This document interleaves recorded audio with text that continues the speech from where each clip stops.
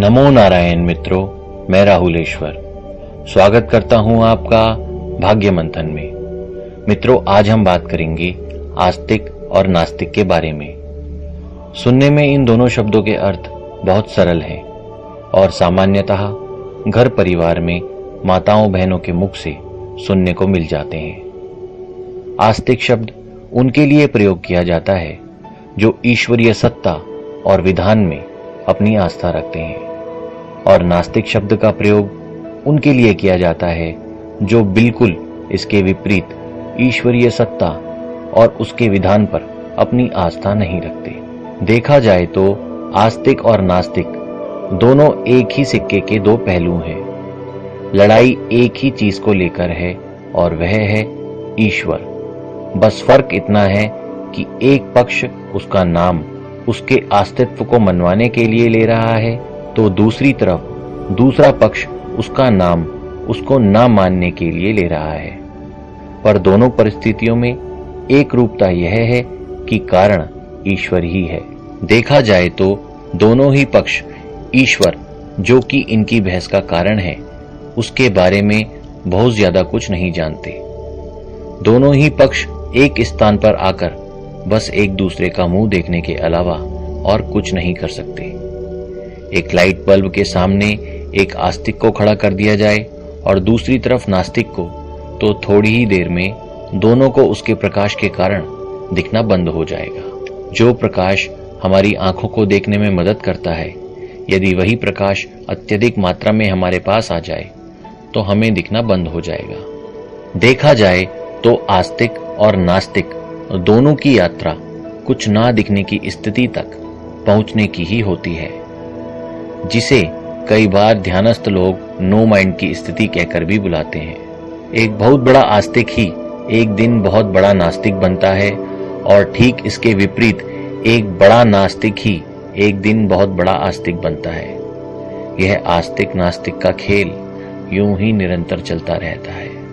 ईश्वर को मानते हुए आपके मन से सब चीजें होती चली जाएं, मन मुताबिक घर, कपड़े, जीवन साथी, स्वास्थ्य और बच्चे मिल जाएं, तो आस्तिक होने में कोई बुराई नहीं।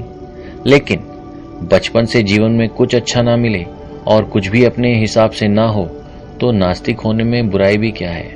देखा जाए तो आस्तिक और नास्तिक दोनों ही स्थितियां एक प्रकार के असमंजस की स्थिति है, जिसमें आस्तिक और नास्तिक व्यक्ति स्वयं इस संशय में रहता है कि पता नहीं मैं सही दिशा में चल भी रहा हूं या नहीं। अगर आप आस्तिक हैं और ईश्वर पर बहुत आस्था रखते हैं, तो इससे आपके द्वारा किए जाने वाले अच्छे व बुरे कर्मों के फल में कोई अंतर नहीं होने वाला।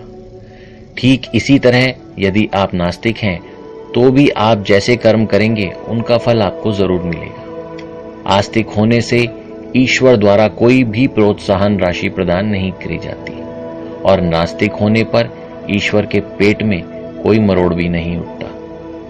ईश्वर कहें या फिर हमारे चारों तरफ फैली ऊर्जा, उसको बस हमारे द्वारा किए कर्मों से मतलब होता है, और उसी का हमें फल अच्छे या बुरे के रूप में मिलता है। आस्तिक होना या नास्तिक होना यह आपका निजी मामला है। आइए अब थोड़ा आस्तिक और नास्तिक को और थोड़ा करीब से समझें। आपकी विचारधारा आस्तिक हो या नास्तिक, आप उस बिंदु तक पहुंचेंगे जरूर जहां आस्तिक और नास्तिक दोनों विचारधाराओं का केंद्र है। लेकिन वह लोग भटकते ही रह जाते हैं जो किसी भी विचारधारा को नियम से मान नहीं पाते। अब जैसे आस्तिक होने का ढोंग किया, कपड़े मालाएं लटका ली, लंबा तिलक लगा लिया और ऐसा बहुत कुछ कर लिया, लेकिन भीतर से आस्तिक नहीं हुए, वह लोग भ्रम में ही जी रहे हैं और बस भटकते रह जाते हैं। वैसे ही यदि आप नास्तिक हैं तो महानास्तिक रहें। जब कमजोर घड़ी आए तो अपनी नास्तिकता को कमजोर मत पड़ने दीजिए। ऐसा नहीं होना चाहिए कि कुछ अच्छा हो जाए तो निकल पड़े मंदिरों में पूजा पाठ करने, और कुछ बुरा हो जाए तो घर में पड़ी भगवानों की फोटो और मूर्तियों को तोड़ने लगे। दोनों ही विचारधाराओं पर दृढ़ता से चलने पर आपको महाज्ञान की प्राप्ति होगी, इसमें कोई संशय नहीं है। आस्तिक होने का मतलब है जीवन के प्रति एक सकारात्मक सोच को रखना, अपने भले के लिए किसी का बुरा ना सोचना। लोभ न रखना, अन्याय से दूर रहना। दूसरी तरफ नास्तिक व्यक्ति भी सकारात्मक सोच रखते हैं, लेकिन किसी बुरे कर्म को करते वक्त उनके पास डरने का ईश्वर जैसा कोई ठोस कारण नहीं होता। बस यही भेद है दोनों में। इस हिसाब से देखा जाए तो आस्तिक और नास्तिक होने में कोई बहुत ज्यादा फर्क नहीं है। अंत में इतना ही कहूंगा कि आस्तिक बनना है तो अंदर से आस्था बढ़ाइए, ना कि बाहर से दिखावा। और नास्तिक बनना है तो बेशक ईश्वर को ना माने, लेकिन अपनी अंतरात्मा को इतना मजबूत और निष्पक्ष बनाइए कि जब अच्छे और बुरे कर्मों में चुनाव करना पड़े तो आप अच्छे कर्मों का चुनाव करें। मित्रों, आज के लिए इतना ही। कल फिर मिलेंगे भाग्य मंथन में। तब तक के लिए आज्ञा चाहते हैं। आपका जीवन शुभ व मंगलमय हो। नमो नारायण।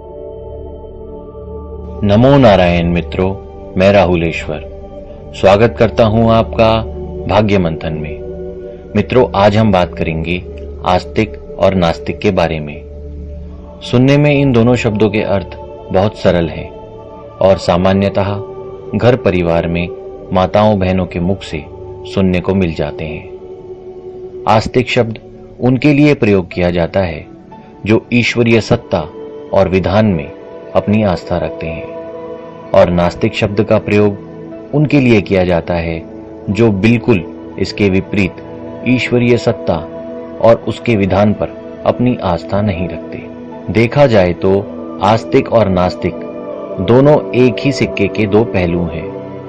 लड़ाई एक ही चीज को लेकर है और वह है ईश्वर। बस फर्क इतना है कि एक पक्ष उसका नाम उसके अस्तित्व को मनवाने के लिए ले रहा है, तो दूसरी तरफ दूसरा पक्ष उसका नाम उसको ना मानने के लिए ले रहा है। पर दोनों परिस्थितियों में एक रूपता यह है कि कारण ईश्वर ही है। देखा जाए तो दोनों ही पक्ष ईश्वर, जो कि इनकी बहस का कारण है, उसके बारे में बहुत ज्यादा कुछ नहीं जानते। दोनों ही पक्ष एक स्थान पर आकर बस एक दूसरे का मुंह देखने के अलावा और कुछ नहीं कर सकते। एक लाइट बल्ब के सामने एक आस्तिक को खड़ा कर दिया जाए और दूसरी तरफ नास्तिक को, तो थोड़ी ही देर में दोनों को उसके प्रकाश के कारण दिखना बंद हो जाएगा। जो प्रकाश हमारी आंखों को देखने में मदद करता है, यदि वही प्रकाश अत्यधिक मात्रा में हमारे पास आ जाए तो हमें दिखना बंद हो जाएगा। देखा जाए तो आस्तिक और नास्तिक दोनों की यात्रा कुछ ना दिखने की स्थिति तक पहुंचने की ही होती है, जिसे कई बार ध्यानस्थ लोग नो माइंड की स्थिति कहकर भी बुलाते हैं। एक बहुत बड़ा आस्तिक ही एक दिन बहुत बड़ा नास्तिक बनता है, और ठीक इसके विपरीत एक बड़ा नास्तिक ही एक दिन बहुत बड़ा आस्तिक बनता है। यह आस्तिक नास्तिक का खेल यूं ही निरंतर चलता रहता है। ईश्वर को मानते हुए आपके मन से सब चीजें होती चली जाएं, मन मुताबिक घर, कपड़े, जीवन साथी, स्वास्थ्य और बच्चे मिल जाएं, तो आस्तिक होने में कोई बुराई नहीं। लेकिन बचपन से जीवन में कुछ अच्छा ना मिले और कुछ भी अपने हिसाब से ना हो, तो नास्तिक होने में बुराई भी क्या है। देखा जाए तो आस्तिक और नास्तिक दोनों ही स्थितियां एक प्रकार के असमंजस की स्थिति है, जिसमें आस्तिक और नास्तिक व्यक्ति स्वयं इस संशय में रहता है कि पता नहीं मैं सही दिशा में चल भी रहा हूं या नहीं। अगर आप आस्तिक हैं और ईश्वर पर बहुत आस्था रखते हैं, तो इससे आपके द्वारा किए जाने वाले अच्छे व बुरे कर्मों के फल में कोई अंतर नहीं होने वाला। ठीक इसी तरह यदि आप नास्तिक हैं तो भी आप जैसे कर्म करेंगे उनका फल आपको जरूर मिलेगा। आस्तिक होने से ईश्वर द्वारा कोई भी प्रोत्साहन राशि प्रदान नहीं करी जाती और नास्तिक होने पर ईश्वर के पेट में कोई मरोड़ भी नहीं उठता। ईश्वर कहें या फिर हमारे चारों तरफ फैली ऊर्जा, उसको बस हमारे द्वारा किए कर्मों से मतलब होता है और उसी का हमें फल अच्छे या बुरे के रूप में मिलता है। आस्तिक होना या नास्तिक होना यह आपका निजी मामला है। आइए अब थोड़ा आस्तिक और नास्तिक को और थोड़ा करीब से समझें। आपकी विचारधारा आस्तिक हो या नास्तिक, आप उस बिंदु तक पहुंचेंगे जरूर जहां आस्तिक और नास्तिक दोनों विचारधाराओं का केंद्र है। लेकिन वह लोग भटकते ही रह जाते हैं जो किसी भी विचारधारा को नियम से मान नहीं पाते। अब जैसे आस्तिक होने का ढोंग किया, कपड़े मालाएं लटका ली, लंबा तिलक लगा लिया और ऐसा बहुत कुछ कर लिया, लेकिन भीतर से आस्तिक नहीं हुए। वह लोग भ्रम में ही जी रहे हैं और बस भटकते रह जाते हैं। वैसे ही यदि आप नास्तिक हैं तो महानास्तिक रहें। जब कमजोर घड़ी आए तो अपनी नास्तिकता को कमजोर मत पड़ने दीजिए। ऐसा नहीं होना चाहिए कि कुछ अच्छा हो जाए तो निकल पड़े मंदिरों में पूजा पाठ करने और कुछ बुरा हो जाए तो घर में पड़ी भगवानों की फोटो और मूर्तियों को तोड़ने लगे। दोनों ही विचारधाराओं पर दृढ़ता से चलने पर आपको महाज्ञान की प्राप्ति होगी, इसमें कोई संशय नहीं है। आस्तिक होने का मतलब है जीवन के प्रति एक सकारात्मक सोच को रखना, अपने भले के लिए किसी का बुरा ना सोचना, लोभ ना रखना, अन्याय